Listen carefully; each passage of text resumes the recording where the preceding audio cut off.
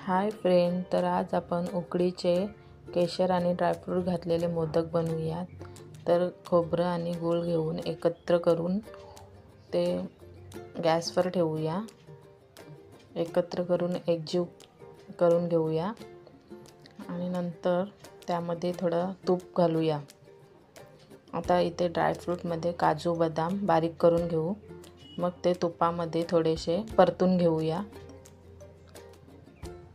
नंतर परतून झाल्यावर आता त्यामध्ये इलायची पावडर आणि खसखस घालून घेऊ आणि ड्रायफ्रूट पण घालूया।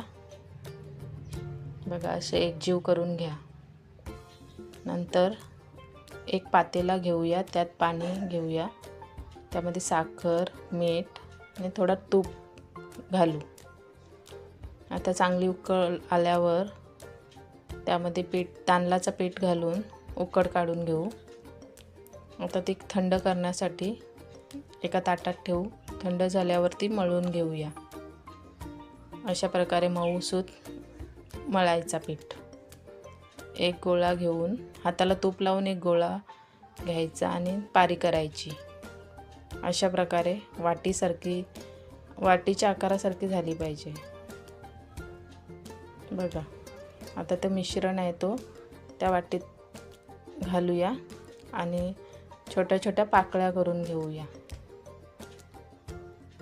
कशा एक छोट्या छोट्याच झाल्या पाहिजेत, म्हणजे चांगला आकार येईल।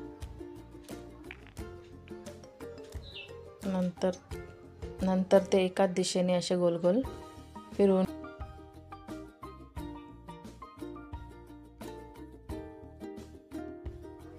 अशा प्रकारे आपला मोदक तयार झालेला आहे। तर बघा कसा दिसतो। अशा प्रकारे मी बनवून घेतलेले आहेत। तर केशर घेऊन त्यात दूध घालूया आणि मग एक एक केशरची काडी मोदकवर घालूया। आता उकडण्यासाठी ठेवूया। आता बघा कशा मस्त प्रकारे झालेले आहेत उकडून। कसे वाटतात? थंड झाल्यावर ते खाली काढून घेऊया आणि एका डिशमध्ये काढून घेऊया। तर कसे वाटतात मोदक? कमेंटमध्ये नक्की सांगा कसे वाटतात ते। लाईक, शेअर, सबस्क्राईब करायला विसरू नका।